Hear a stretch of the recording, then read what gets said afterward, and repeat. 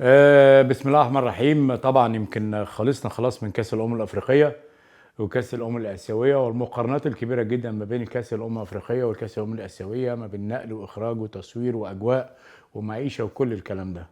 طبعا مبروك للمنتخب القطري الفوز بكأس الأمم الآسيوية على المنتخب الأردني، اللي كان مفاجأة كبيرة جدا بالنسبة لنا وبالنسبة لكل الوطن العربي، حتى العالم كله اتكلم عن المنتخب الأردن. ومبروك للمنتخب الكوت ديفوار اللي مات 3 مرات في البطولة وصحي، ولكن في النهايه مباراته مع نيجيريا في المباراه الاخيره كانت من افضل، ممكن من واحده من افضل مباريات الكوت ديفوار. ولكن الكوت ديفوار تحديدا في البطوله دي بيورينا ان كره القدم ما فيهاش يأس. فكره اليأس مش موجوده خالص، لان طبعا حكيم زياش دخلهم البطوله بالفوز على زامبيا 1-0 بهدف حكيم زياش. النقطه الثانيه مباراه مالي، خاسرين لعيب، مطلوب منهم لعيب من الشوط الاول وخسرانين 1-0 ويكسبوا المباراه في النهايه في الدقيقه 96 97 بتغييرات المدير الفني اللي كانت ممتازه جدا لبعض اللعيبه. وبالتالي بنتكلم على كره قدم بدون يأس.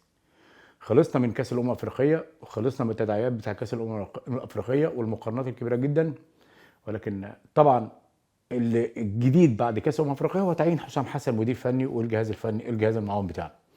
تعيين حسام حسن، احنا هنخش في بطوله الدوري في التوقيت الحالي. حسام عليه دور كبير جدا جدا في الشغل، في العمل، في الاختيار، في المتابعه. هو متابع الدوري المصري مش زي روي فيتوريا ولا كارلوس كروش ولا اي من الاجهزه الاجنبيه. تواجد حسام في الاجواء المصريه او في الكره المصريه او في الدوري المصري مهم جدا لينا احنا كمان كجمهور وكاعلاميين وكرياضيين وحتى كلاعيبه، ان يكون الجهاز الفني متابع لكل المباريات، يتابع كل لاعب في البطوله، بمعنى ان لازم تكون الاختيارات بشكل يتناسب مع طبيعه حسام، مع امكانيات حسام، مع فكر حسام وكمان جهازه المعاون. وبالتالي فتره الشهر اللي قبل التوقف بتاع الفيفا ديت اللي هيكون في شهر رمضان باذن الله، كل سنه وانتم طيبين، لازم حسام في الشهر ده يختار مجموعته ويختار امكانياته. ما بقولش عمليه احلال وتجديد من البدايه بسرعه، ولكن اكيد هيكون في اللمسه بتاعت حسام حسن من اختيار لاعب او اثنين او ثلاثه، هيدي فرصه لبعض اللاعبين. ولكن انا اتمنى طبعا ان حسام يحط برنامج ليه للاتحاد ويمشي عليه بمجموعه مباريات قويه جدا. عندنا تصفيات كاس عالم، عندنا تصفيات كاس افريقيه، لازم نعمل مباراه وديه دوليه بشكل قوي وشكل كبير. لازم نعمل مباريات تتناسب مع حجم الكره المصريه واسم الكره المصريه. طبعا دي كلها امور هتتطلب من حسام العمل اليومي.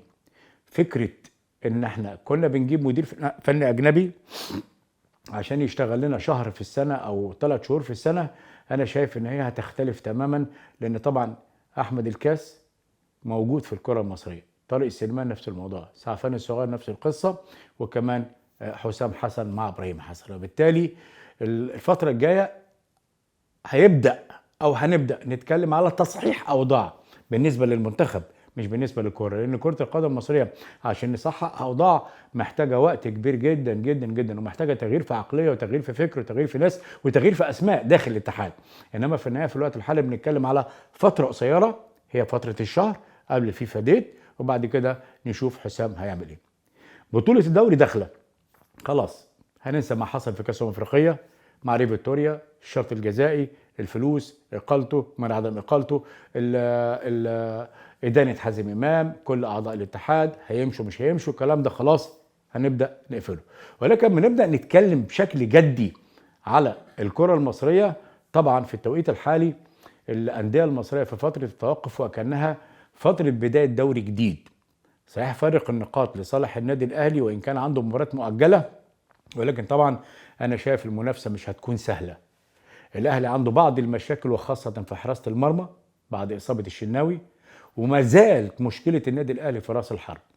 لا تقول لي موديست ولا تقول لي سليم، كل دول في التوقيت الحالي تحت الاختبار. ضغوط الاهلي ومشوار الاهلي وقيمه النادي الاهلي واسم النادي الاهلي وجماهيريه النادي الاهلي والمباريات اللي بيلعبها النادي الاهلي تخلي اللعيب علشان يخش في السيستم محتاج شخصيه قويه جدا. اتمنى ان انا اشوفها في حد من الموجودين.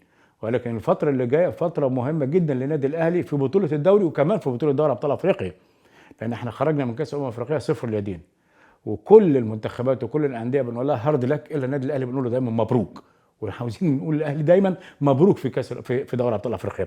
وبالتالي المشكلتين دول موجودين عند النادي الاهلي، مشكله حراسه المرمى بعد اصابه الشناوي. اتمنى التوفيق للزنفلي، واتمنى كمان انه يكون موديست خد فتره راحه جيده انه يلعب، ولكن على موديست 3 امور: الاولى التخسيس، الثانيه استعاده اللياقه البدنيه اللي ما عندوش اي لياقه، 3 استمراريه المباراه. دي مهمه جدا عند مارسيل كولر. الاهلي داخل على مرحله صعبه بدون توقف، ويبقى فيها ضغط كبير جدا، وبالتالي محتاج كل لاعب من اللعيبه. الزمالك بعد فتح القيد والتعاقد مع مجموعه لعيبه انا وجهه نظري ممتازه، وتعاقد مع مدير فني جوميز، في ناس بتشكك في مستواه، ولكن انا شفت في السعوديه راجل عنده كره قدم جيده، لكن محتاج وقت لجمهور الزمالك الصبر على جوميز. لا قدر الله خسر مباراه او خسر 2، لسه بيبني فريق جاي مطعم بحوالي عن 8 9 لعيبه او 10 لعيبه جدد بالنسبه لنادي الزمالك، محتاج وقت مع اللعيبه القدامى. غير طبعا اصابه الونش هتاثر كتير جدا، لان الزمالك محتاج قلب دفاعه فعلا. الونش واحد من اهم لعيبه المنتخب المصري والكره المصريه، نتمنى له العوده بالسلامه باذن الله. علشان كده الفريق القديم في نادي الزمالك وتغيير الجهاز الفني اللي كان موجود قبل كده، وبعدين تغيير معتمد جمال، وبعدين يجي من جوميز، ده محتاج فتره توقف اكتر. الراجل لسه جاي، محتاج انه يعمل تجميع بسرعه لشكل الفريق، محتاج ان اللعيبه تخش كلها في السيستم وفي المنظومه، حتى اللعيبه الجدد. اتمنى التوفيق لنادي الزمالك، لان برضو الموضوع في الزمالك مش محتاج انتكاسات، محتاج فوز واثنين وثلاثة واربعة، يرجع الزمالك يفوق مرة تانية ونشوف منافسة شرسة على بطولة الدوري وكمان على الكونفدرالية. والزمالك عنده مباريات ما تقلش عن مباراة النادي الاهلي حتى لو بيلعب في الكونفدرالية، لكن بنتكلم على فرقة بتلعب دايما على البطولات. ما حققه مجلس إدارة نادي الزمالك معجزة واعجاز، وما صنعه نادي الزمالك من صفقات انا شايف ان هي اعجاز كبير جدا.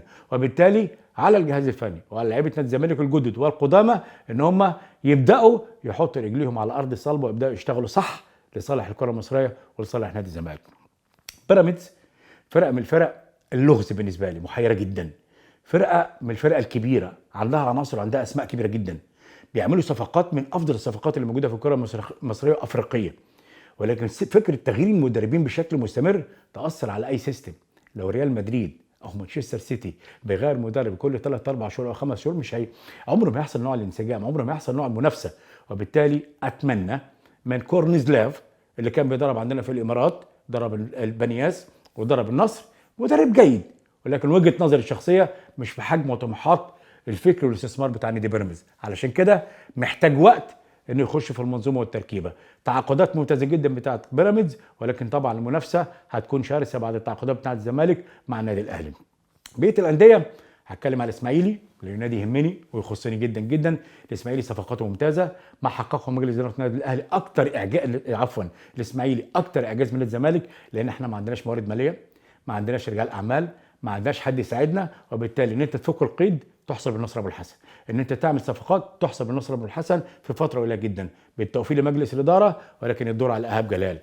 العب ووقف مع نادي الاسماعيلي.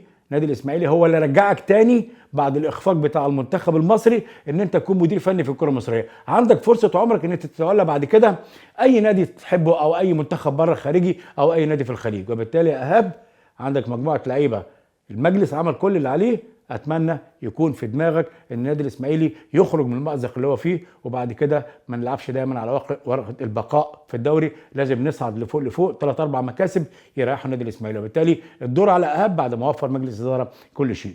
عندنا المصري وعندنا الاتحاد اكثر استقرار، اكثر هدوء، انديه شعبيه محترمه جدا، انديه عندها قيمه وتاريخ. ايهاب المصري مستقر مع علي ماهر، عنده صفقات مميزه جدا، عنده راجل اعمال اكتر من رائع، عنده فريق جيد، محتاج يتقل بس في الملعب وشويه خبره، ممكن يلاقي منافسه هو الاخر. نفس الموضوع نادي الاتحاد. بقيه الانديه سيراميكا عامل شغل كويس جدا مع ايمن رمادي، نفس الموضوع فيوتشر بشكل اكثر من رائع وممتاز. هي المشكله في الانديه القاع اللي تحت دي، مع الوقت انا وجهه نظري مكسب او 2 ممكن يغير كتير جدا من الشكل. اتمنى التوفيق للكره المصريه، لان الدوري هيخلينا ننسى افريقيا، هيخلينا ننسى المنتخب، هيخلينا ننسى التعاقد مع حسام حسن واقاله توري فيكتوريا. هو ده اللي مطلوب في الوقت الحالي، ان احنا نعمل بطوله جيده، نعمل بطوله مسمعه بره، متشافه، نسوقها صح، نشتغل عليها صح فنيا، وكمان عشان نريح الجهاز الفني ونخلق منتخب جيد. اتمنى التوفيق، وهي دي حال الكره المصريه وحال اي كره في العالم، ان البطولات المجمعه بتخلص وبعد كده بننسى هويه المنتخبات او شخصيه المنتخبات او محققه المنتخبات بالنسبه للدخول في البطولات الافريقيه والبطولات المحليه. تمنياتي بالتوفيق والى اللقاء.